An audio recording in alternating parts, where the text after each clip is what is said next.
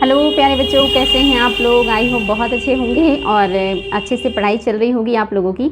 आज आप लोगों के लिए बहुत ही बेहतरीन हिस्ट्री के क्वेश्चंस को लेकर के उपस्थित हुए हैं और ये क्वेश्चंस बहुत ही इंपॉर्टेंट हैं, बार बार एग्ज़ाम में पूछे गए हैं। इनको सॉल्व करके आपको बहुत अच्छा लगेगा और सामने आपको दिख रहा होगा हमारे संस्थान में जो छूट दी जा रही है इसके बारे में। अगर कोई भी बच्चा जो ज़रूरतमंद है और अपनी तैयारी करना चाहता है बहुत ही विधिवत तरीके से, तो वो इन सारी सेवाओं का लाभ उठा सकता है और हमारे द्वारा जो भी मार्गदर्शन है वो आप लोगों को मिलता रहेगा और वो अपनी तैयारी को आगे ऐसे ही कंटिन्यू कर सकता है। और चलिए बच्चों, इसके साथ ही आगे बढ़ेंगे और आज के बेहतरीन क्वेश्चन की शुरुआत करेंगे। आपका पहला जो क्वेश्चन है ये है, निम्नलिखित कथनों पर विचार कीजिए और आपको बताना है इनमें से जो है मगध के बारे में कि मगध के एक साम्राज्यवादी शक्ति के रूप में उदय के प्रमुख कारण थे, या इनमें से कौन कौन से कारण है जिसकी वजह से जो मगध साम्राज्य है ये बहुत तेज़ी से उभरा था या शक्तिशाली बना था। तो पहला पॉइंट है 5 पहाड़ियों से घिरी हुई सामरिक महत्व की स्थिति के कारण। दूसरा है एक समृद्ध उर्वर क्षेत्र में स्थित तथा अच्छा संचार नीति के कारण। तीसरा, शासकों द्वारा अपनाई गई आक्रामक साम्राज्यवादी नीति के कारण। आपको बताना है बच्चों कि इनमें से कौन कौन से कारण हैं जो कि मगध साम्राज्य के उत्कर्ष के कारण हैं। और लास्ट में आपका जो चौथा ऑप्शन है ये ऑप्शन होगा उपरोक्त सभी का। तो आपको बताना है फोर्थ ऑप्शन उपरोक्त सभी। आपके पास एक और ऑप्शन है, आपको इन चारों ऑप्शन में से बताना है कि कौन सा है जो व्याख्या कर रहा है मगध साम्राज्य के उत्कर्ष के लिए। आई होप आप लोगों ने इसको बहुत अच्छे से पढ़ा है और बहुत अच्छे से बता सकते हैं। अगर आपने मगध साम्राज्य के बारे में थोड़ा भी अध्ययन किया है तो ये क्वेश्चन काफ़ी जो है समझदारी का है। आप अपने कॉमन सेंस का उपयोग करके भी आंसर दे सकते हैं। आई होप आपने आंसर को जो है प्राप्त कर लिया होगा और आपका आंसर जो है वो होगा उपरोक्त सभी। यानी कि ये जो आपका मगध साम्राज्य है ये 5 पहाड़ियों से घिरी हुई सामरिक महत्व की स्थिति रखता है और ये इसको एक तरह से सुरक्षा प्राचीर का काम भी करते हैं। दूसरा, एक समृद्ध उर्वर क्षेत्र में स्थित है आपका जो मगध साम्राज्य है, क्योंकि ये गंगा और सोन नदियों के द्वाब में है। यहाँ पे बहुत ही बढ़िया उत्पादन होता है जिससे उन्हें बहुत ज़्यादा टैक्स प्राप्त होता है और उनके साम्राज्य में समृद्धि आती है। और तीसरा जो है कि शासकों द्वारा अपनाई गई आक्रामक साम्राज्यवादी नीति बिल्कुल सही है। मगध साम्राज्य में बहुत ही महत्वपूर्ण शासकों का एक तरीके से कहें प्रादुर्भाव हुआ है। यहाँ पे हर्यक वंश, शिशुनाग वंश, नंद वंश, मौर्य वंश, इस तरह से बहुत ही बड़े बड़े साम्राज्यवादी वंश का उदय हुआ और उसमें बहुत ही महत्वपूर्ण शासकों का उदय हुआ जिन्होंने अपने साम्राज्य विस्तार को बहुत ज़्यादा बढ़ावा दिया था। और ये वाकई में ये आक्रामक समाजवादी हैं, यानी कि साम्राज्यवादी हैं। ये चाहते हैं अपने साम्राज्य का विस्तार करना और इस तरह से एक एक करके अलग अलग राजाओं ने मगध साम्राज्य में जो महाजनपद थे उन सबको धीरे धीरे करके मिलाया और मगध साम्राज्य एक बहुत ही बड़े शक्ति के रूप में उभरा था। तो आई होप आपको समझ में आ गया होगा। ये सारे पॉइंट सही हैं, उपरोक्त सभी सही होगा। साथ ही अगर कभी ऑप्शन में ये मिल जाए कि मगध साम्राज्य के आसपास जंगल बहुत थे तो बिल्कुल सही है। उन जंगलों से वो लकड़ियों का उपयोग करके अपने जो रथ होते थे, अपने जो अन्य चीज़ें होती थी उसकी पूर्ति कर लेते थे। साथ ही उन जंगलों से बड़े पैमाने पे मगध साम्राज्य को हाथी मिल जाती थी जो उन्हें युद्ध में बहुत ही ज़्यादा मदद करती थी। साथ ही हाथी दांत का वो निर्यात भी करते थे। प्राचीन काल से ही भारत हाथी दांत का निर्यातक रहा है, तो हाथी दांत निर्यात भी करते थे। साथ ही मगध साम्राज्य के क्षेत्रों में खनिज संसाधन प्रचुर मात्रा में थे जहां से उन्हें लोहे वगैरह प्राप्त हो जाते थे और लोहे की मदद से वो हथियार, औजार, साथ ही रथ के लिए पहिए और अन्य बहुत सारे संसाधन बना लेते थे। और इन सभी प्रचुर संसाधनों और सामरिक महत्व के कारण ही मगध साम्राज्य एक बहुत ही शक्तिशाली साम्राज्य के रूप में उभरा था। तो ये सारे पॉइंट्स आपके मगध साम्राज्य के लिए इम्पॉर्टेंट हैं, इनको ध्यान देंगे आप। अब चलिए आगे बढ़ते हैं और देखते हैं हमारा दूसरा प्रश्न क्या कह रहा है। दूसरा प्रश्न है, अजातशत्रु ने पूर्वी भारत पर मगध का आधिपत्य स्थापित करने के लिए निम्न में से किस गणराज्य के साथ 16 वर्षों तक युद्ध किया था। तो बच्चों आपको बताना है, अजातशत्रु जब अपने मगध साम्राज्य का विस्तार पूर्वी क्षेत्रों में कर रहे थे, तो कौन से गणराज्य के साथ इनका 16 वर्ष तक युद्ध चल रहा था। आप देख रहे हैं ये मगध के शासक हैं और मगध के शासकों का जो रवैया है ये कहीं ना कहीं आक्रामक है। इन्होंने 16 वर्षों तक युद्ध जारी रखा है। तो आपको बताना वो कौन सा गणराज्य था। पहला ऑप्शन है पावा और कुशीनारा के मल्ल, दूसरा ऑप्शन है मिथिला के विरुद्ध, तीसरा ऑप्शन है वैशाली के लिच्छवी और चौथा ऑप्शन है रामग्राम के कोलीय। तो आपको बताना है बच्चा लोग कि इनमें से कौन सा ऑप्शन है जो सही है, यानी कि कौन सा गणराज्य है जिस पर अधिकार करने के लिए अजातशत्रु ने 16 वर्षों का संघर्ष किया था। और आपको जानकर आश्चर्य होगा कि इस साम्राज्य को जीतने के लिए अजातशत्रु ने अपनी पूरी पावर लगा दी थी और साथ ही 2 नए हथियारों का आविष्कार भी किया था। एक था रथमूसल और दूसरा था आग्नेयास्त्र। और साथ ही इन्होंने इस साम्राज्य को जीतने के लिए महात्मा बुद्ध या गौतम बुद्ध से सलाह भी मांगी थी और अजातशत्रु ने अपने मंत्री वत्स्यकार को भेजा था जो है गौतम बुद्ध के पास कि आप जो है उनका एक तरीके से परामर्श लेकर के आए कि हम कैसे वहाँ के राजा को हराएंगे। तो आपका जो ऑप्शन है वो जान लीजिए वैशाली के लिच्छवी हैं। ये पहले गणतंत्र हैं पूरे विश्व के और इन्होंने ही जो है सबसे पहले अपने यहाँ गणतंत्र लागू किया था।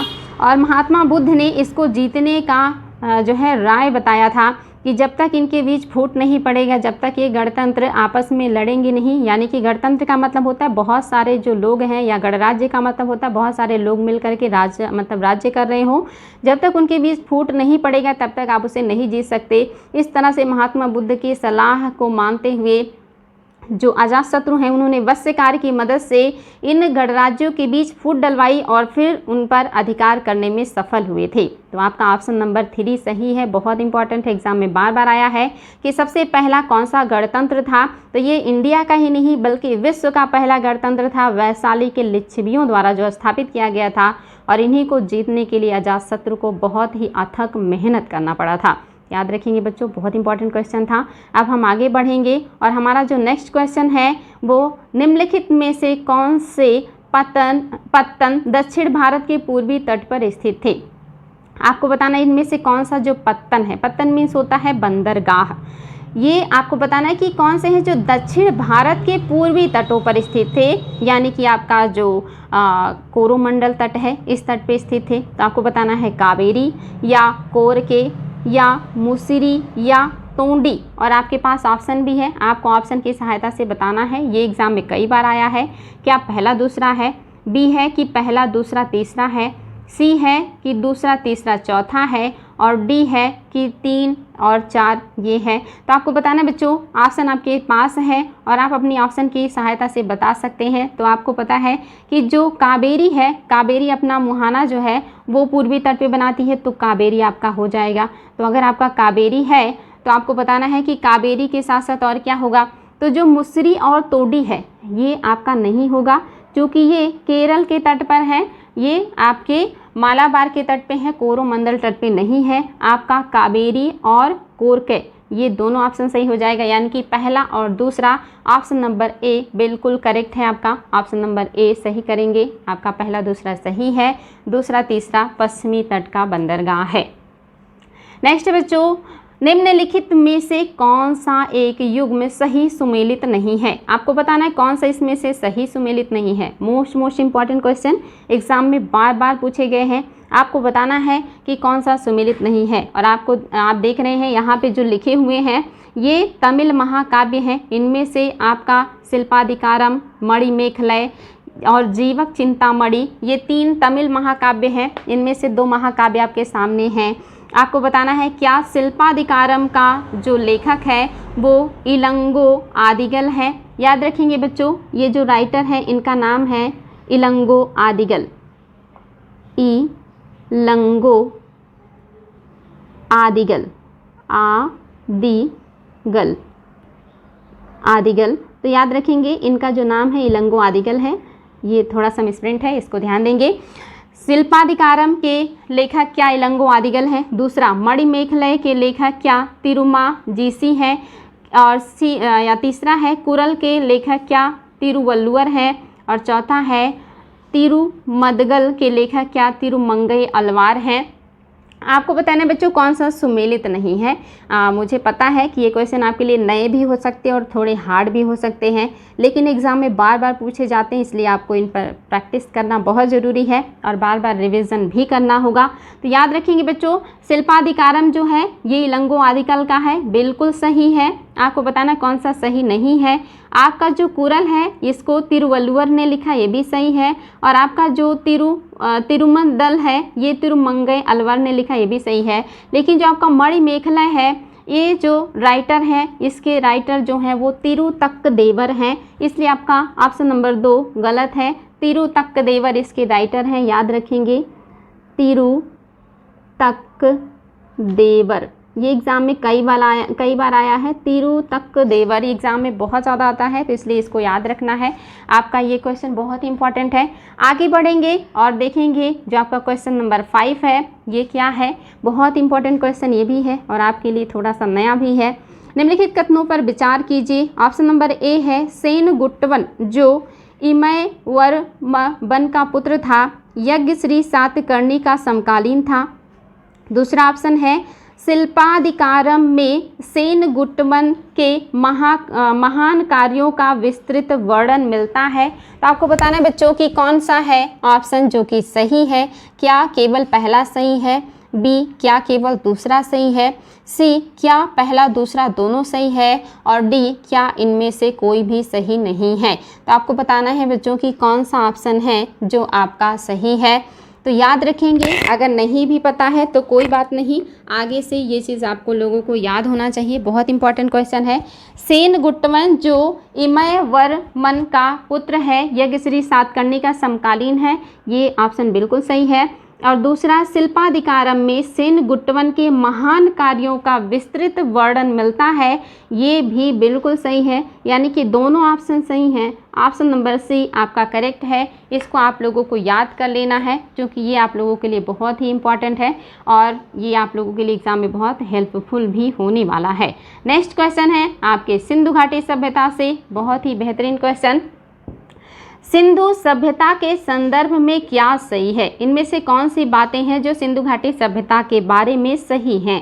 पहला है मोहनजोदड़ो से एक मूर्ति का जो है एक मूर्ति मिली है जो स्त्री का है और जिसके गर्भ से एक पौधा निकल रहा है, ऐसा दिखाया गया है। क्या ये बात सही है कि एक स्त्री के गर्भ से निकलते हुए पौधे का दृश्य मोहनजोदड़ो का है? दूसरा है गुजरात से हाथी पालने के साक्ष्य मिले हैं। क्या ये कथन सही है कि गुजरात से हाथी पालने का साक्ष्य मिला है? आपको बताना है कि कौन सा सही है। नेक्स्ट है मुंडीगाक से नहर का साक्ष्य मिला है। क्या मुंडीगाक से नहर के साक्ष्य पाए गए हैं? आपको पता होना चाहिए मुंडीगाक अफगानिस्तान का मिला हुआ सिंधु घाटी सभ्यता का स्थल है। और चौथा है कालीबंगा से तांबे की मोहरें मिली हैं।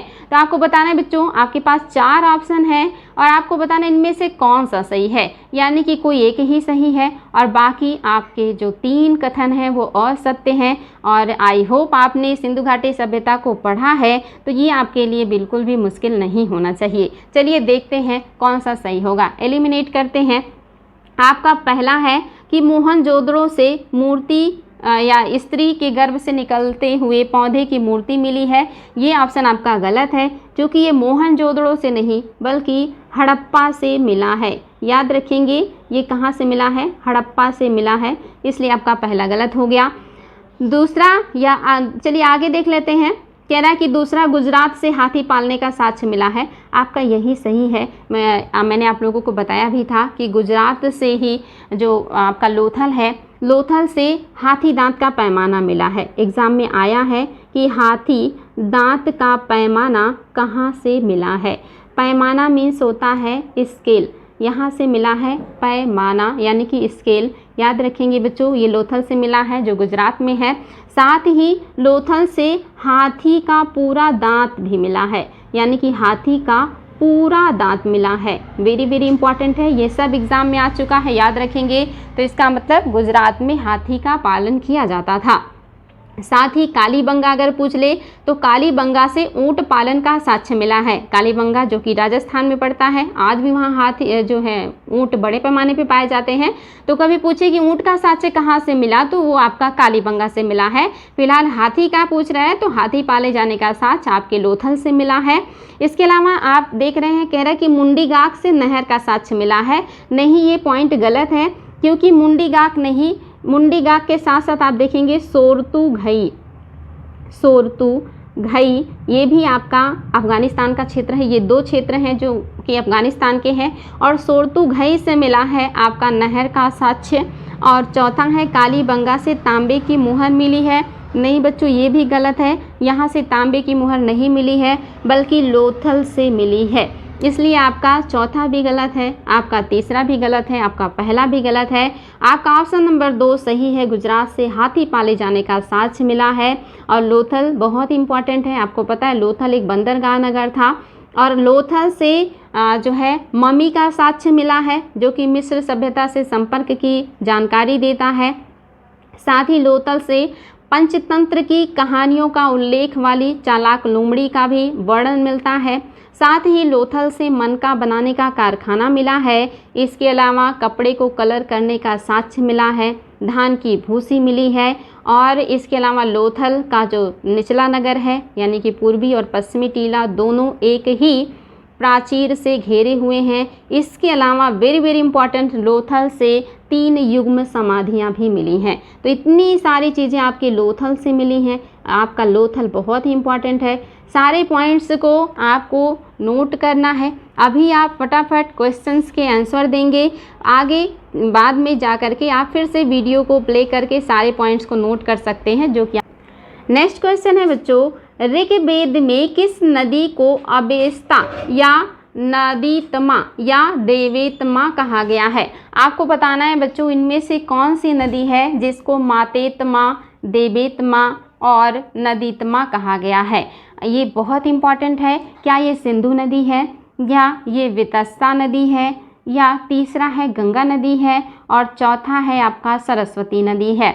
तो ये बहुत इंपॉर्टेंट क्वेश्चन है, एग्ज़ाम में बार बार आया है और बहुत इजी भी है। क्योंकि अगर आपने ऋग्वेद काल को अच्छे से पढ़ा है तो आपको इतना तो पता ही होगा कि ऋग्वैदिक काल में आर्यों के लिए सबसे महत्वपूर्ण नदी कौन सी थी, गंगा का उल्लेख कितनी बार आया है, वितस्ता का जो वर्तमान नाम है वो क्या है, और कौन सी नदी है जिसे उस समय सबसे ज़्यादा पवित्र, सबसे ज़्यादा एक तरीके से कहिए कि देवी का रूप दिया गया है।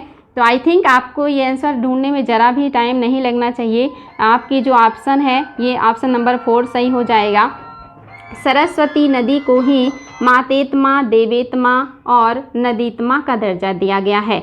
आपको पता होगा कि जो ऋग्वेद है इसमें गंगा का 1 बार उल्लेख है, यमुना का 3 बार उल्लेख है, वितस्ता का वर्तमान नाम झेलम है, ये सब याद रखेंगे आप, झेलम है।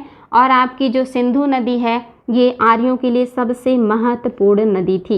ये एग्ज़ाम में आया है कि आर्यों के लिए सबसे महत्वपूर्ण नदी कौन सी थी, तो वो थी आपकी सिंधु नदी। ये आर्यों के लिए सबसे महत्वपूर्ण थी। लेकिन सबसे पवित्र जिसे मातेतमा, देवेतमा कहा गया है वो सरस्वती नदी है, और वितस्ता को वर्तमान में झेलम के नाम से जानते हैं। आई होप बच्चों आपको क्वेश्चन समझ में आ गया होगा। नेक्स्ट बढ़ेंगे आगे। अधोलिखित में से कौन सा संधि पूरा स्थल महानगर माना जाता है? आपको बताना है इनमें से कौन सा है जो सिंधु, यहाँ पे सिंधु होगा बच्चों, सिंधु होगा, याद रखेंगे ये सिंधु की बात कर रहे हैं, ये सिंधु होगा, यानी कि सिंधु का जो है महानगर स्थल माना जाता है। तो आपको बताना इनमें से कौन से स्थल हैं जो सिंधु घाटी सभ्यता का महानगर माना गया है। क्या ये चिन्हुद्रो है, क्या दूसरा रोपड़ है, क्या तीसरा सूरकोटदा को महानगर कहा जाता था, और चौथा राखीगढ़ी, क्या राखीगढ़ी को सिंधु घाटी सभ्यता में महानगर कहा जाता था। तो आपको बताना बच्चों कि सिंधु घाटी सभ्यता में महानगर किसे कहा गया है। आपको पता होगा सिंधु घाटी सभ्यता में 7 महानगर थे। फटाफट आप क्वेश्चन के आंसर देंगे, जिसमें आप देखेंगे पहला जो था वो मोहनजोदड़ो था, मोहनजोदड़ो। और इसके अलावा आप देखेंगे दूसरा जो था वो हड़प्पा था, दूसरा हड़प्पा था। तीसरा जो था वो आपका राखीगढ़ी था, राखी गढ़ी। और इसके अलावा जो आपका चौथा था ये था धौलावीरा, धौलावीरा। और आपका जो पांचवा है ये है कालीबंगा, कालीबंगा। और जो आपका छठा है ये है लोथल, याद रखेंगे बच्चों, लोथल है, ये 6वें नंबर का है। और जो 7वां है ये है बनावली। तो मैंने आपको वहाँ के 7 नगरों के बारे में बता दिया है, जिसमें सबसे बड़ा मोहनजोदड़ो है, दूसरे नंबर पे हड़प्पा है, तीसरे नंबर पे राखीगढ़ी है, चौथे नंबर पे धौलावीरा है। तो ये क्रम भी एग्ज़ाम में आ चुका है कि सबसे बड़े से छोटे का क्रम बताएं, याद रखेंगे ये क्रम भी है। और साथ ही 7 महानगरों के नाम भी आपके सामने हैं। तो आपके ऑप्शन में राखीगढ़ी दिया हुआ है, आपको ऑप्शन नंबर 4 पता चल गया होगा। तो ये सारे वहाँ के महानगर हैं जो कि वेरी वेरी इंपॉर्टेंट हैं, जिनमें से राखीगढ़ी आपके सामने है। सबसे बड़ा सिंधु घाटी सभ्यता का जो स्थल है वो मोहनजोदड़ो है, लेकिन मोहनजोदड़ो और हड़प्पा दोनों पाकिस्तान में है। अगर भारत में सबसे बड़ा पूछेगा तो राखीगढ़ी हो जाएगा, जो चौथे नंबर का पूरी हड़प्पा सभ्यता में है, वो भारत का सबसे बड़ा स्थल है। और भारत का दूसरा सबसे बड़ा स्थल धौलावीरा हो जाएगा। ये सारे एग्जाम में पॉइंट्स बन चुके हैं और बार बार पूछे गए हैं, तो इसको ध्यान देंगे। सबसे बड़े का क्रम पूछे तो आपका ये क्रम सही है, मोहनजोदड़ो, हड़प्पा, राखीगढ़ी और धौलावीरा। लेकिन पूछे सिंधु घाटी सभ्यता का सबसे बड़ा तो मोहनजोदड़ो, और भारत में पूछे तो राखीगढ़ी, और सेकंड नंबर पे आपका धौलावीरा आ जाएगा। तो आई थिंक आपने क्वेश्चन को सॉल्व कर लिया होगा और सही आंसर को प्राप्त कर पाए होंगे। नेक्स्ट है आपका आजीवक संप्रदाय के संदर्भ में क्या कथन गलत है। आपको बताना है आजीवक के बारे में कौन सा कथन है जो कि असत्य है, यानी कि इसमें से कोई एक गलत है और बाकी सब सही हैं। तो आपको बताना है बच्चों कौन सा सही है। पहला है आजीवक एक संप्रदाय के रूप में वर्णन पतंजलि के महाभाष्य में मिलता है। क्या आजीवकों का एक संप्रदाय के रूप में वर्णन पतंजलि के महाभाष्य में मिलता है। दूसरा, मक्खल पुत्र गोसाल की मुलाकात नालंदा में महावीर स्वामी के साथ हुआ था। क्या मक्खल पुत्र गोसाल का मुलाकात नालंदा में महावीर स्वामी के साथ हुई थी।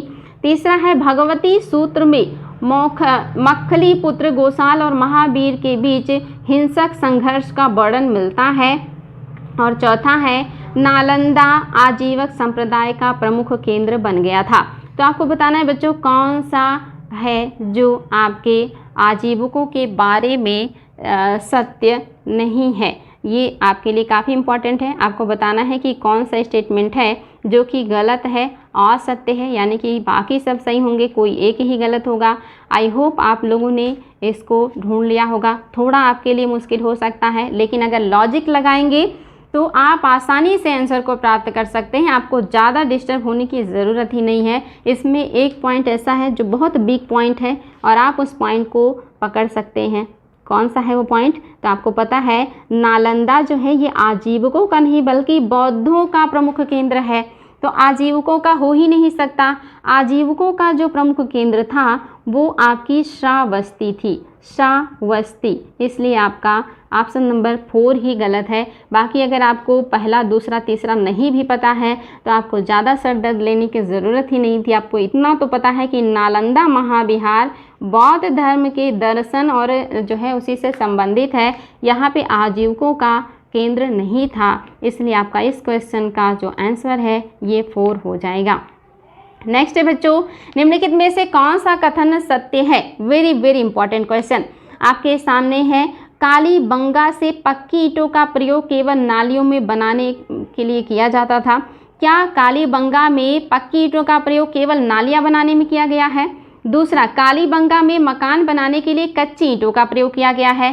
क्या कालीबंगा में मकान बनाने के लिए कच्ची ईंटों का प्रयोग किया गया है। आपको बताना है बच्चों इसमें से कौन सा कथन सही है। तो आपको ऑप्शन दे देते हैं। ऑप्शन आपको नहीं मिला है। जो आपका ऑप्शन है ए ऑप्शन केवल 1, आपका बी ऑप्शन केवल 2, आपका सी ऑप्शन दोनों और आपका डी ऑप्शन कोई नहीं। तो आपको बताना है बच्चों कि कौन सा आपका सही है, यानी कि इसमें से कौन सी बातें हैं जो सही हैं। अब आप ऑप्शन की सहायता से बता सकते हैं कि केवल पहला सही है या केवल दूसरा सही है या दोनों सही है या कोई भी सही नहीं है। तो आपने कालीबंगा के बारे में पढ़ रखा है, बहुत ही इम्पॉर्टेंट स्थल है कालीबंगा। और आई होप आपने आंसर को प्राप्त कर लिया होगा। कालीबंगा बहुत ही महत्वपूर्ण नगर है, आपको पता है कालीबंगा 2 भागों में बटा है, 2 नगर में बटा है और दोनों को दुर्गीकृत किया गया है। ये एग्जाम में क्वेश्चन आता है। साथ ही कालीबंगा में जुते हुए खेत का साक्ष्य भी मिला है और इसके अलावा अंतरा फसलीकरण का साक्ष्य मिला है। इसके अलावा कालीबंगा से सामूहिक यज्ञ वेदियाँ मिली हैं, एक साथ 7 यज्ञ वेदियाँ मिली हैं, यानी कि सामूहिक रूप से लोग वहाँ पे पूजा पाठ किया करते थे। तो यहाँ पे 7 यज्ञ वेदियाँ मिली। साथ ही यहाँ पे शल्य चिकित्सा का भी साक्ष्य मिला है। शल्य मीन्स होता है ऑपरेशन का साक्ष्य मिला है, शल्य चिकित्सा का साक्ष्य यहाँ से मिला है, याद रखेंगे, वेरी वेरी इंपॉर्टेंट। इसके अलावा मेसोपोटामिया के बेलनाकार मुहर का भी साक्ष्य कालीबंगा से प्राप्त हुआ है और साथ ही एक युगल समाधान मिला है, यहाँ से एक युगल समाधान मिला है और यहाँ से तीनों तरह के समाधान की पद्धति की जानकारी भी मिली है। ये सारी एग्ज़ाम में आए हुए क्वेश्चन हैं और मैंने बताया था कालीबंगा से ऊंट के पालन का भी साक्ष्य मिला हुआ है, वेरी वेरी इंपॉर्टेंट। साथ ही फर्श के अलंकरण का भी साक्ष्य मिला है। तो यहाँ से इतनी सारी चीज़ें आप लोगों के लिए बहुत इंपॉर्टेंट है और यहाँ पे लिखे हुए दोनों पॉइंट सही हैं। कालीबंगा में जो नालियाँ हैं ये पक्की ईंटों की बनी हुई हैं, बिल्कुल सही है, लेकिन भवन निर्माण कच्ची ईंटों से किया गया है, ये भी सही है। यानी कि यहाँ के दोनों पॉइंट आपके सही हैं, ऑप्शन नंबर सी करेक्ट है। साथ ही जो मैंने आपको सारे पॉइंट्स बताए हैं उसको भी याद रखेंगे, बहुत इंपॉर्टेंट है आप लोगों के लिए। नेक्स्ट बच्चों, निम्न कौन कौन सा कथन है जो कि सही है, आपको बताना है कि कौन कौन सा कथन इसमें से सही है और आपके पास ऑप्शन हम बना दे रहे हैं कि क्या ऑप्शन सही होगा।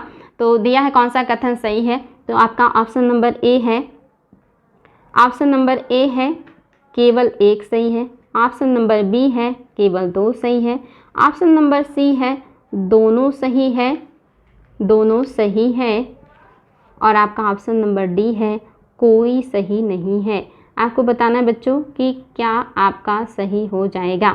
तो आपका पहला स्टेटमेंट है स्कंदगुप्त ने पुष्यमित्रों को परास्त किया था, इसकी सूचना उसके भीतरी स्तंभ लेख से मिलती है।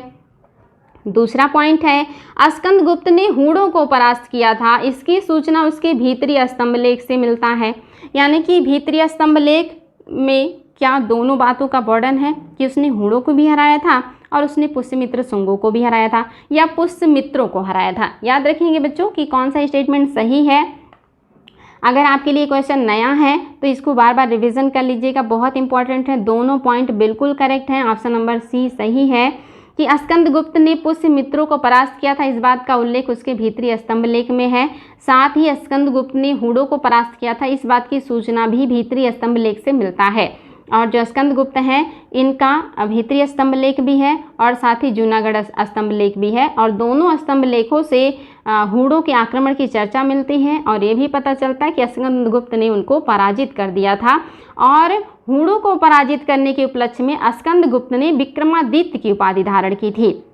आपको पता होगा इतिहास में विक्रमादित्य के नाम से चंद्रगुप्त द्वितीय प्रसिद्ध हैं और उन्होंने शकों को पराजित करने के उपलक्ष्य में विक्रमादित्य की उपाधि ली थी। आगे चल के स्कंदगुप्त ने जब हूणों को पराजित किया तो इन्होंने भी विक्रमादित्य की उपाधि धारण की थी।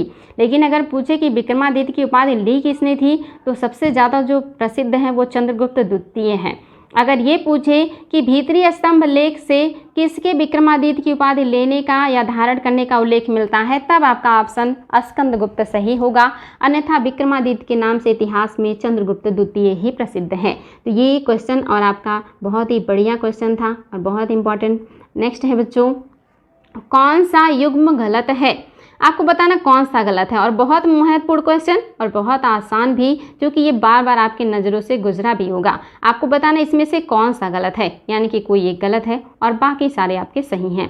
पहला ऑप्शन है क्या चरक चिकित्सा से संबंधित है, दूसरा ऑप्शन है क्या बराह मिहिर ज्योतिष से संबंधित है और तीसरा है क्या भास्कराचार्य का संबंध भूगोल से है और चौथा ऑप्शन है क्या विशाख दत्त का संबंध नाटक से है। तो आपको बताना है बच्चों कौन सा युग्म है जो सुमेलित नहीं है। आई होप आपको ये क्वेश्चन सॉल्व करने में बिल्कुल भी प्रॉब्लम नहीं होगा, क्योंकि ये बहुत ही इंपॉर्टेंट है और बहुत फेमस क्वेश्चन है। आपको पता है चरक चिकित्सा से जुड़े हुए हैं, बिल्कुल सही है। चरक हैं, सुश्रुत हैं, इसके अलावा जीवक हैं। ये तीनों लोग, यानी कि चरक के साथ साथ अगर जीवक ऑप्शन में आ जाए, जीवक ये भी चिकित्सक हैं। और इसके अलावा आपके सुश्रुत भी आपके क्या हैं, चिकित्सक हैं। इसके अलावा धन्वंतरी, आपने नाम सुना होगा, धन्वंतरी अगर आ जाए ऑप्शन में तो धन्वंतरी। ये आपके 4 चिकित्सा शास्त्री हैं जो कि बहुत इंपॉर्टेंट हैं।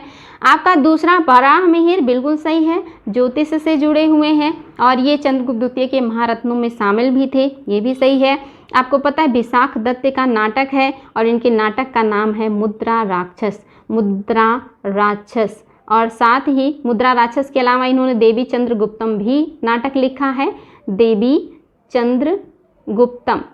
तो इनका देवी चंद्रगुप्तम भी नाटक है और मुद्रा राक्षस भी है। मुद्रा राक्षस बहुत ज़्यादा एग्जाम में आता है, इससे जो है चंद्रगुप्त मौर्य के साम्राज्य के बारे में बहुत ज़्यादा जानकारी मिलती है। उस समय राजमहल की दुर्लभ संधियों और इन सब का वर्णन बहुत ही विस्तार पूर्वक विशाख दत्त ने अपने नाटक मुद्रा राक्षस में किया है। लेकिन जो आपका भास्कराचार्य है ये भूगोल के नहीं है, बल्कि ये किसके हैं, ये गणित के हैं। ये गणित के विशेषज्ञ हैं और गणित में ही इन्होंने, आपने नाम सुना होगा, हाँ, जो है इनकी पुस्तक लीलावती का एग्जाम में बार बार आया है। लीलावती किस विषय से संबंधित पुस्तक है, तो याद रखेंगे लीलावती जो है ये गणित की पुस्तक है। और किस गणित का पुस्तक है, तो ये भी याद रखेंगे। आपका ये जो आपके गणित है बीजगणित और रेखा गणित के अलावा जो आपका तीसरा गणित होता है उसके ये लेखक है। इंपॉर्टेंट है बच्चों, याद रखेंगे। लीलावती इनकी रचना है। एग्जाम में बार बार आया कि लीलावती किस विषय की रचना है, तो गणित का है।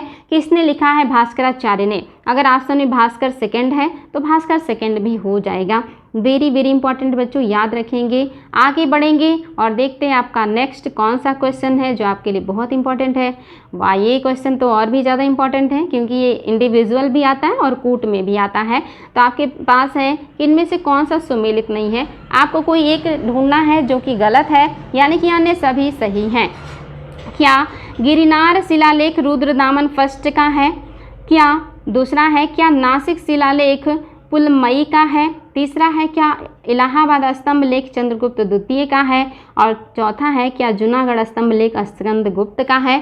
तो ये एग्ज़ाम में बहुत ज़्यादा आता है बच्चों। आई होप इसका आंसर मैक्सिमम बच्चों को पता होगा क्योंकि बहुत ही फेमस क्वेश्चन है ये और बार बार एग्ज़ाम में पूछा जाता है। तो आई होप आपने आंसर को प्राप्त कर लिया होगा क्योंकि ये बहुत ईजी है। आपको पता है गिरनार जो शिलालेख है ये सही है, ये रुद्रदामन फर्स्ट का है जो कि गुजरात क्षेत्र में इन्होंने इस अभिलेख को लिखवाया था।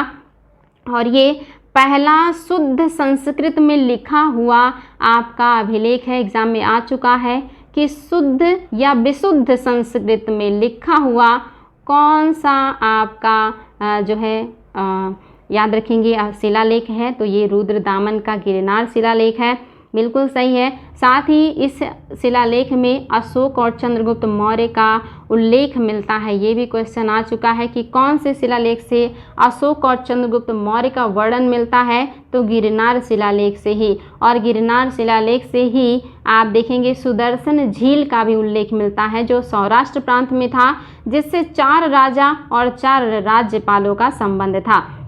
आपका दूसरा भी सही है बच्चों। नासिक शिलालेख जो पुलमई है इन्हीं से जुड़ा हुआ है जो कि सातवाहन शासक हैं। और आपका जूनागढ़ स्तंभ लेख अभी मैंने बताया कि स्कंदगुप्त से जुड़ा है, जो बताता है कि हूणों ने आक्रमण किया था और स्कंदगुप्त ने उनको पराजित किया था। लेकिन इलाहाबाद स्तंभ लेख सबको पता है कि ये किसका है, ये आपको पता है समुद्रगुप्त का है, इसलिए आपका ये ऑप्शन गलत हो गया। आपका ऑप्शन नंबर 3 गलत है। ये चंद्रगुप्त द्वितीय नहीं बल्कि समुद्रगुप्त से जुड़ा है और इनके दरबारी कवि हरिसेन ने इसको लिखवाया है। लेकिन इलाहाबाद स्तंभ लेख पहले कौशाम्बी में था। कौशाम्बी में अशोक ने इसको स्थापित किया था, वहाँ से इसको लेकर के इलाहाबाद किले में अकबर आए थे। ये क्वेश्चन आया है कि इलाहाबाद स्तंभ लेख पहले कहाँ था, तो पहले ये कौशाम्बी में था। याद रखेंगे कौशाम्बी में था। किसने वहाँ पे लगवाया था, तो इसको अशोक ने लगवाया था। लेकिन इसको अकबर ले करके आते हैं। अकबर ने कौशाम्बी से इस स्तंभ लेख को इलाहाबाद किले में रखा और इस पर बीरबल और जहांगीर की भी जो है रचनाएं हैं। बीरबल और जहांगीर एग्जाम में आ चुका है कि किसका किसका लेख इलाहाबाद स्तंभ लेख पे मिलता है। तो अशोक का मिलता है, बीरबल का मिलता है, जहांगीर का मिलता है और समुद्रगुप्त का मिलता है। आप देख रहे हैं ये 4 शासकों का इस पे है, क्योंकि अशोक ने भी आदेश लिखवाए हैं, समुद्रगुप्त की प्रयाग प्रशस्ति है ही, बीरबल और जहांगीर के लेख भी हैं। इस पर अकबर का कोई लेख नहीं है। ये मात्र कौशाम्बी से लेकर के इलाहाबाद के किले में आए थे, जो कि इलाहाबाद का किला अकबर ने बनवाया था, और प्रयाग का नाम भी इलाहाबाद अकबर ने ही बदल के रखा था। ये सारे एग्जाम में आ चुके हैं बच्चों, ये सारे पॉइंट्स आप लोगों को याद होना चाहिए, वेरी वेरी इंपॉर्टेंट था। आगे है कौन सा सुमेलित है, आपको बताना है इनमें से कौन सा है जो कि आपका यहाँ पे होगा बच्चों, कौन सा है जो सुमेलित नहीं है। सुमेलित नहीं है आपको नहीं बताना है, यानी कि कोई एक गलत है बाकी सभी सही हैं। क्या व्यापारियों को वेलाला कहा जाता था? क्या शिल्पियों को, जो शिल्पियों के मालिक होते थे, उन्हें सेट्टी कहा जाता था? क्या श्रेणियों को भंडागारिक कहा जाता था? क्या कारवां का सरदार सातवां कहलाता था? तो आपको बताना है बच्चों कि इसमें से कौन सा है जो कि सुमेलित नहीं है, और आपने आई होप आंसर को प्राप्त कर लिया होगा। वेरी वेरी इंपॉर्टेंट है, याद रखेंगे बच्चों कि जो कारवां का सरदार होता था, पहले के टाइम में जो व्यापारी अपना सामान बेचने के लिए एक जगह से दूसरी जगह जाते थे वो कारवां में चलते थे, और कारवां को जो सुरक्षा देता था वो सातवां कहलाता था। तो ये सही है। श्रेणियाँ जो होती थी ये भंडागारिक होती थी, यानी कि बैंक का काम करती थी, पैसा जमा भी करती थी और लोगों को उधार भी देती थी। और जो शिल्पी होते थे इनके जो मेन मालिक होते थे वो सेट्टी होते थे, लेकिन व्यापारियों का जो मालिक होता था वो बेल्लाला नहीं होता था। ये गलत है। बेल्लाला दक्षिण में धनी किसानों को कहा जाता था, धनी किसानों को कहा जाता था बेल्लाला। एग्ज़ाम में आ चुका है कि बेल्लाला क्या कहलाते थे, तो ये धनी किसान हुआ करते थे बेल्लाला। वेरी वेरी इंपॉर्टेंट है बच्चों, ये सारे पॉइंट्स आप लोगों को याद होना चाहिए, बहुत ही इंपॉर्टेंट है। नेक्स्ट क्वेश्चन है आपका, निम्नलिखित में से किसके बौद्ध धर्म में शामिल होने के बाद लोगों ने यह आरोप लगाया कि गौतम बुद्ध कुल का नाश करने के लिए उत्पन्न हुए हैं? इनमें से वो कौन से शिष्य हैं जिनको जब महात्मा बुद्ध ने अपने संघ में शामिल किया तो लोगों ने उनके खिलाफ आवाज़ उठाया और कहा कि वो अपने कुल का नाश करने के लिए आए हैं? आपको बताना है कि कौन है। क्या ऑप्शन नंबर ए फर्स्ट आनंद थे, या ऑप्शन नंबर 2 सुभद्र थे, या ऑप्शन नंबर 3 सारिपुत्र और महामोदगल्यायन थे, और ऑप्शन नंबर 4 उपाली थे। आपको बताना बच्चों इनमें से कौन है जिनके संघ में शामिल होने पे लोगों ने आपत्ति व्यक्त की थी। तो ये बहुत इंपॉर्टेंट क्वेश्चन है। आपको पता है कि जो आनंद थे ये उनके सबसे प्रिय शिष्य थे, याद रखेंगे, सबसे प्रिय शिष्य थे आनंद, और इन्हीं के रिक्वेस्ट पर जो है महात्मा बुद्ध ने संघ में भिक्षुणियों को भी शामिल किया था वैशाली में, और ये बहुत ही उनके प्रिय शिष्य हैं। सुभद्र एग्जाम में आया है, ये जो हैं ये अंतिम शिष्य हैं, या कहिए कि अंतिम व्यक्ति जिनको महात्मा बुद्ध ने अपना उपदेश दिया था। ये भी क्वेश्चन बनता है कि अंतिम वो व्यक्ति कौन थे जिनको महात्मा बुद्ध ने अपना उपदेश दिया था या संघ में शामिल किया था, तो सुभद्र थे। और उपाली भी उनके महत्वपूर्ण शिष्य हैं।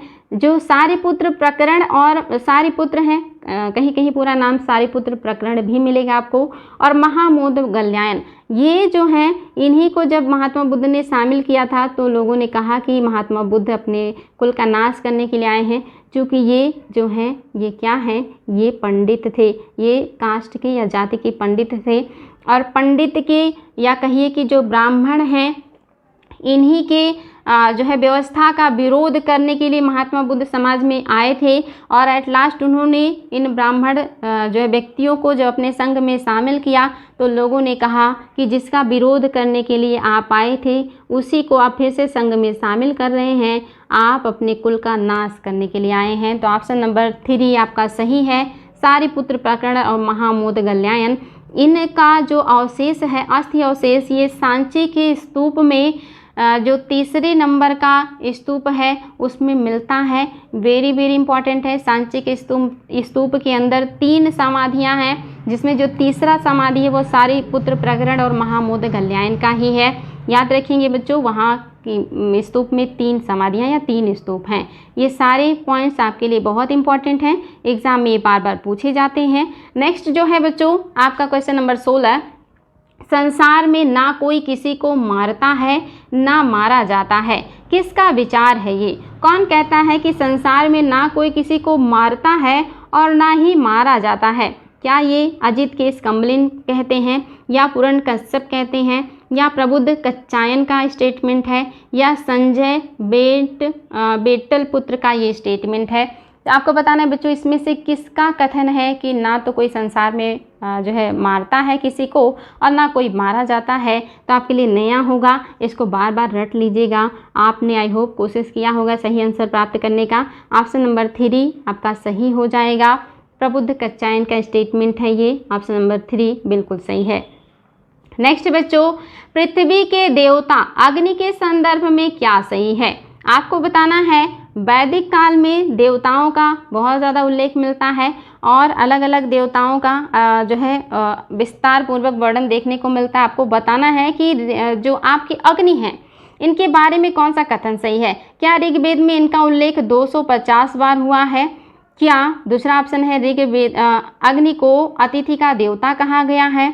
तीसरा ऑप्शन है ऋग्वेद में यह तीसरे प्रमुख देवता थे, और चौथा है अग्नि को वरुण का नेत्र कहा गया है। आपको बताना है बच्चों अग्नि के बारे में कौन सा कथन सही है। अगर आपने बहुत अच्छे से स्टडी किया है तो आपके लिए क्वेश्चन सॉल्व करना मुश्किल नहीं होगा, और अगर आपने अच्छे से नहीं पढ़ा है तो भी चिंता की कोई विषय नहीं, क्योंकि आज ये सारी बातें आपको पता चल जाएंगी और आपका नॉलेज बढ़ जाएगा। तो आपको पता होना चाहिए बच्चों। चलिए शुरुआत करते हैं एक तरफ से। ऋग्वेद में जो आपके अग्नि है इनका जो उल्लेख है ये 250 बार नहीं है बल्कि 200 बार है। 250 बार जो उल्लेख है वो इंद्र का है, अग्नि का 200 बार है। तो याद रखेंगे 200 बार है, इसलिए पहला जो है ये गलत हो गया। दूसरा है ऋग्वेद में या तीसरे प्रमुख देवता थे, ये भी गलत है, क्योंकि सबसे प्रमुख जो हैं जिनको 250 मंत्र समर्पित हैं वो इंद्र हैं, और इंद्र के बाद जो दूसरे नंबर के हैं जिनको सबसे ज़्यादा सूक्त समर्पित है वो आपके अग्नि हैं। तो आपके दूसरे नंबर के सबसे महत्वपूर्ण देवता हैं ये तीसरे नहीं बल्कि दूसरे होंगे। और अग्नि को वरुण का नेत्र कहा जाता है, ये गलत है। ये वरुण की जगह पे मित्र होता तो सही हो जाता। ये अग्नि को मित्र का नेत्र कहा जाता है। याद रखेंगे बच्चों, वेरी वेरी इंपॉर्टेंट है। आपने मित्र देवता का नाम बोगास कोई अभिलेख में भी सुना होगा कि वहाँ पे जो है 4 देवताओं का उल्लेख मिलता है, और उसमें आपके एक देवता मित्र भी हैं, और अग्नि को जो है मित्र का नेत्र भी कहा जाता है। और जो वरुण और मित्र हैं ये ऐसा कहा जाता है कि 1000 स्तंभों वाले महल में रहते थे। 1000 स्तंभों वाले महल में रहते थे। अगर क्वेश्चन आ जाए, हालांकि क्वेश्चन आ चुका है कि 1000 स्तंभों में निवास करने वाले देवता कौन थे, तो ये वरुण और मित्र थे जो 1000 स्तंभों वाले महल में रहते थे। और अग्नि को मित्र का नेत्र भी कहा जाता है। और ऋग्वेद में दूसरे नंबर के सबसे महान देवता हैं अग्नि। अग्नि को समर्पित है 200 सूक्त, और ये ऑप्शन सही है कि अग्नि को अतिथि का देवता कहा जाता था। तो इतनी सारी बातें अग्नि के बारे में। साथ ही अग्नि को मध्यस्थ देवता भी कहा जाता था कि ये इंसानों और जो आकाश में रहने वाले देवता हैं उनके बीच मध्यस्थ का काम करते हैं, तो इनको मध्यस्थ देवता भी कहा जाता था। ये सारी बातें आप लोगों को याद रखनी है बच्चों, बहुत इंपॉर्टेंट है। नेक्स्ट है क्वेश्चन नंबर 18।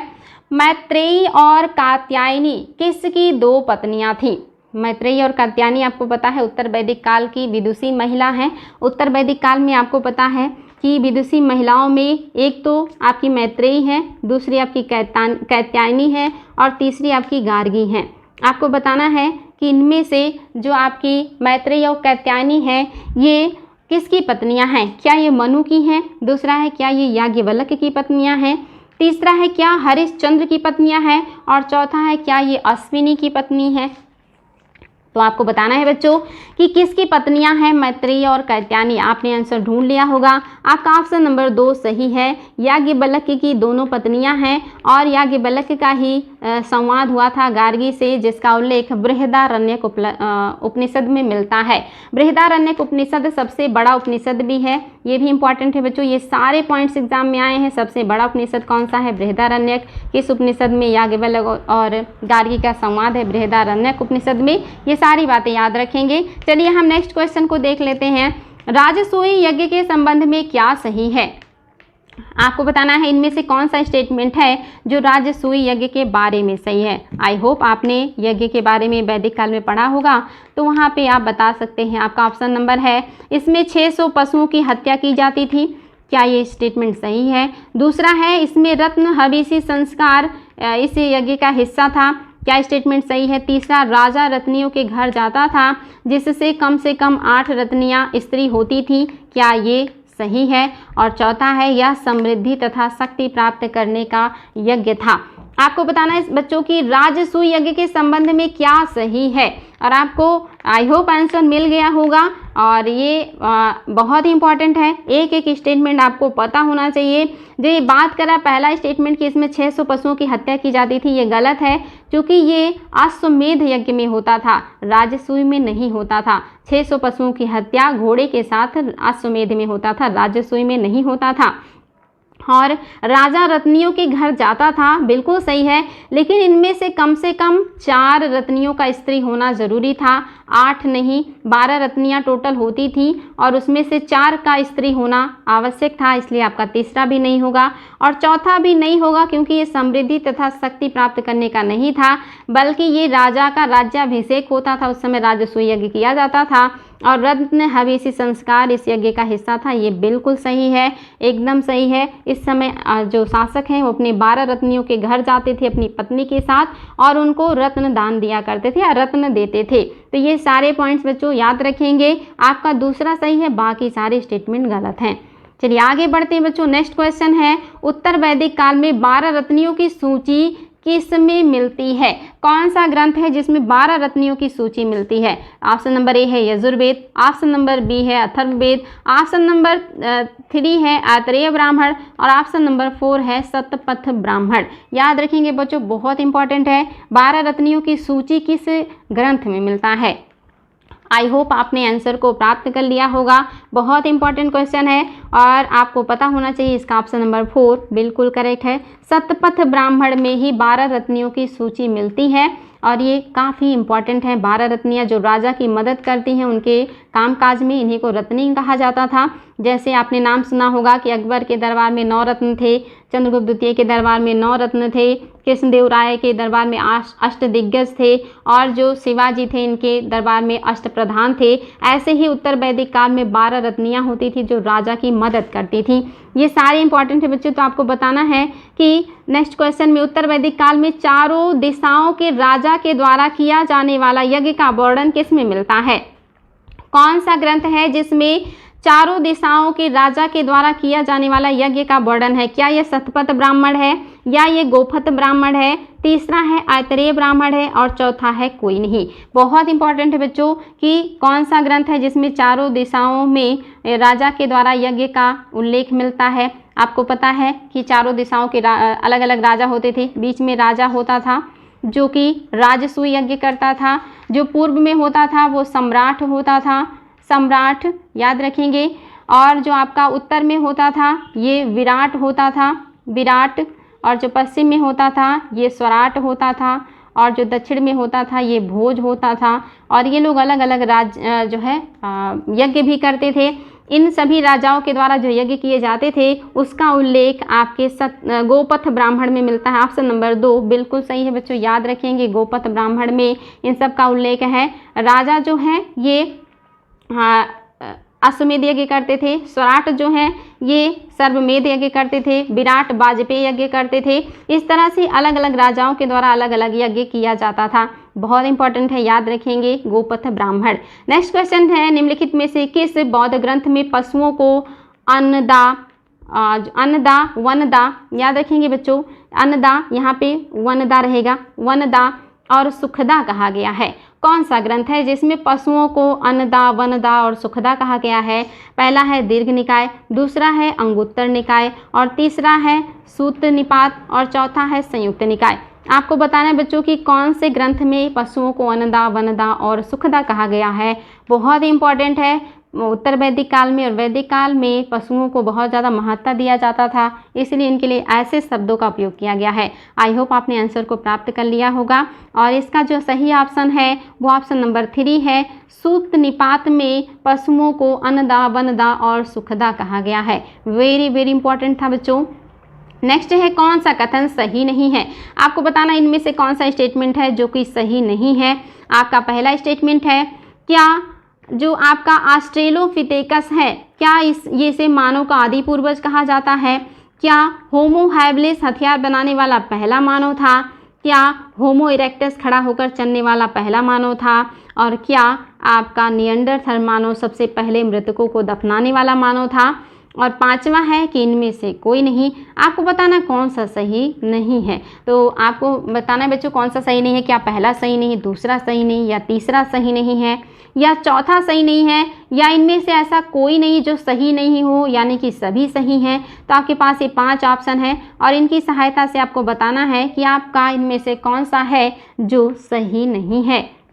आई होप आपने इसको ध्यान दिया होगा बच्चों, बहुत इंपॉर्टेंट है। ये सारे तथ्य सही हैं, यानी कि ऐसा कोई नहीं है जो सही नहीं हो, यानी कि सभी सही है। Very very important. और साथ ही क्रो-मैग्नन याद रखेंगे, क्रो-मैग्नन जो है ये सबसे पहले चित्र बनाना इसी ने शुरू किया था। चित्रकारी करना इसी क्रो-मैग्नन मानव ने किया था। और आधुनिक मानव का पूर्वज आपको पता है होमो सैपियंस है। याद रखेंगे होमो सैपियंस जो है ये आपका आधुनिक मानव का पूर्वज है। चित्रकारी सबसे पहले क्रो-मैग्नन ने किया। निएंडरथल ने सबसे पहले मानव को दफनाना शुरू किया था और होमो हैबिलिस ने सबसे पहले हथियार बनाए थे। और होमो इरेक्टस सबसे पहले खड़ा होकर चलने वाला मानव है। और ऑस्ट्रेलोपिथेकस आपका आदि पूर्वज है। Very very important. Next question है बच्चों, भारत में सोने का सिक्का सर्वप्रथम किस वंश के शासकों ने चलाया था? वेरी वेरी इंपॉर्टेंट, एग्जाम में बहुत बार आया है। क्या कुषाण शासकों ने चलाया था?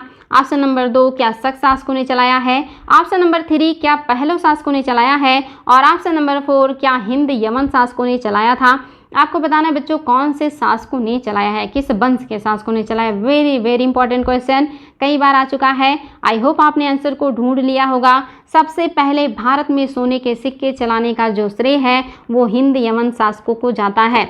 और कभी इस वंश के शासक का नाम पूछ ले तो मिनांडर। अगर ऑप्शन में कभी राजा पूछ ले तो याद रखेंगे मिनांडर जो है इन्हीं को ही कहा जाता है सबसे पहले जो है सिक्का चलाने वाले, सोने का सिक्का चलाने वाले जो राजा हैं वो मिनांडर थे। और वंश पूछे तो हिंद यमन थे, लेकिन सबसे शुद्ध सोने का सिक्का कुषाणों ने चलाया है। सबसे शुद्ध सोने का सिक्का कुषाणों ने चलाया है। और अगर पूछे कि कुषाण वंश का कौन सा शासक था जिसने सबसे पहले सोने का सिक्का चलाया था, तो ये थे विम कटफिसेस। विम कटफिसेस याद रखेंगे बच्चों, विम कटफिसेस याद रखेंगे, विम कटफिसेस ये कुषाण वंश के शासक है जिन्होंने सबसे पहले सोने का सिक्का चलाया। तो भारत में पूछे किस वंश ने चलाया तो हिंद यमन ने। और पूछे कि कुषाण वंश के किस शासक ने पहले चलाया तो विम कटफिसेस ने। और हिंद यमन में किस राजा ने चलाया तो मिनेंडर ने चलाया। सबसे शुद्ध सोने के सिक्के किसने चलाए तो कुषाणों ने चलाए। कुषाणों ने सबसे शुद्ध सोने के सिक्के चलाए और पहला राजा विम कटफिसेस है। और भारत में सबसे पहले जो सोने का सिक्का चलाया है वो हिंद यमन ने चलाया है और वो राजा जो हैं वो आपके हैं Menander. Very very important question था बच्चों। नेक्स्ट जो है ये है भारत में सबसे अधिक प्रकार के सिक्के किस राजवंश के शासकों ने चलाया है। बहुत इंपॉर्टेंट क्वेश्चन। और आज का लास्ट क्वेश्चन बहुत ही महत्वपूर्ण है। आपको बताना है सबसे अधिक प्रकार के टाइप, यानी कि आपको बताना प्रकार टाइप बताने हैं कि जिसने सबसे अधिक टाइप के सिक्के चलाए हैं। क्या वो मौर्य हैं, क्या वो गुप्त हैं, या वो सातवाहन हैं, या यवन हैं। आपको बताना है किस राजवंश के शासकों ने सबसे ज़्यादा प्रकार के सिक्के चलाए थे। तो आपको ये आसानी से पता होना चाहिए। वेरी वेरी इंपॉर्टेंट है। थोड़ी बहुत और भी जानकारी ले लीजिए। अगर पूछे संख्या में सबसे ज़्यादा किसने चलाया, संख्या में सबसे ज़्यादा किसने चलाया था, तो आपका हो जाएगा मौर्य। मौर्यों ने संख्या में सबसे ज़्यादा चलाया था, यानी कि सबसे अधिक संख्या में इन्होंने ही चलाया है। तो याद रखेंगे, सबसे ज़्यादा संख्या में मौर्यों ने चलाया। सोने का सिक्का सबसे ज़्यादा, अगर पूछे कि सोने का सिक्का सबसे ज़्यादा किसने चलाया, तो सबसे ज़्यादा सोने के सिक्के गुप्तों ने चलाए हैं संख्या में। और जो आपके यमन है सबसे पहले सोने का सिक्का चलाए हैं, याद रखेंगे सबसे पहले चलाया है इन्होंने, हमने बात कर भी लिया है। और सातवाहनों ने सबसे ज़्यादा प्रकार के सिक्के चलाए हैं, इन्होंने पोटीन और शीशे के भी सिक्के चलाए थे। तो ये सारे बच्चों आप लोगों के लिए सिक्कों से संबंधित क्वेश्चन थे जो बार बार एग्जाम में पूछे जाते हैं। आई होप आपको क्वेश्चन सॉल्व करके बहुत अच्छा लगा होगा। एक एक क्वेश्चन से हमने आपको बहुत सारे नए क्वेश्चन भी बताए हैं और बहुत सारे और भी तथ्य बताए हैं जो एग्जाम में बार बार पूछे जाते हैं। तो आपका ये 25 क्वेश्चन 100 क्वेश्चन से भी ज़्यादा है आपके लिए। अगर आप इसको गंभीरतापूर्वक पढ़ते हैं तो आपके लिए बहुत ही मददगार साबित होगा। आज के लिए इतना ही बच्चों, नेक्स्ट डे फिर हम और बहुत सारे क्वेश्चन के साथ मिलेंगे। Thank you so much.